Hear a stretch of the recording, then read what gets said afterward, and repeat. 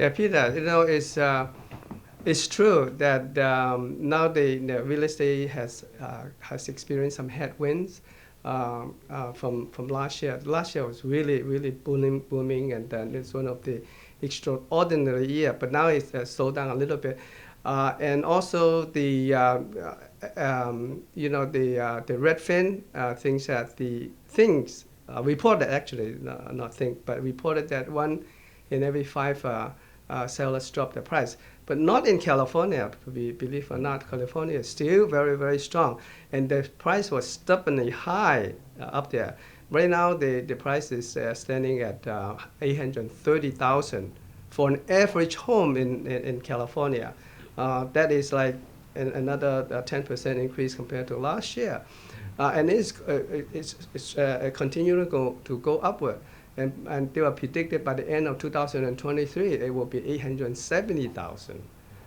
Yeah, so, and as a matter of fact, over 50% of the deals consummated in higher than the asking price. For example, if your asking price is $1 million, the buyer usually have to pay 1.1 million or 1.2 million in order to get a house.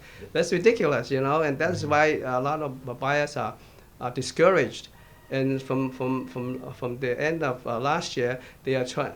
They don't even want to be competing in the market, so they lost a lot of buyer, even though the number of buyers is still very strong. And then because of the lack of listing, when you have a listing, the buyers that you have multiple buyers, you have 20, 30 buyers competing with one property, and that's why the price is stubbornly high. And people think that because of the Federal Reserve hike up the interest rate, it will slow down the price considerably.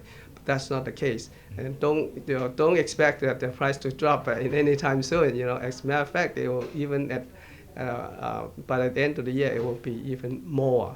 So and it's luckily that now the more listing in the market now. So the buyer has a better chance to compete. So they are gradually coming back to the market, or coming back to the table and negotiate the price. But still, because of the lack of inventory, the price is still up there.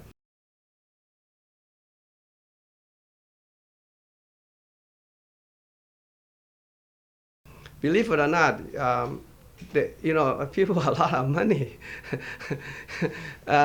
Over 40% of the deals are all cash. That means they don't need to get any loans. Even up to now. Up to now, there's like 40% of the deals are all cash, because they are so eager to buy the property because of the inflation. That now the inflation is you're looking at inflation. Officially, it's only 8.3%, but in reality, it's much more than that. That is why the people are really, the buyers really want to buy property in order to hedge for the, to not fight the inflation. Because where can you put the money, Right now, the economy is not so stable. And when you do a investment, like opening a restaurant or doing other business investment, it's pretty risky, right? And the stocks are overpriced. Yeah. It's a lot of times it will fall back down again. So the only real thing is real estate, right? And real estate, proven time and over again that it's a good hedge, because like last year, the property increased 22%. Where can you get that kind of appreciation, right? I mean, even though you're talking about, if you borrow money at that time, you 3%, right? And the property can have 22%. That means you gained 22 minus 3%. That's 19%. automatically. So why not, right? Yeah. So that's why.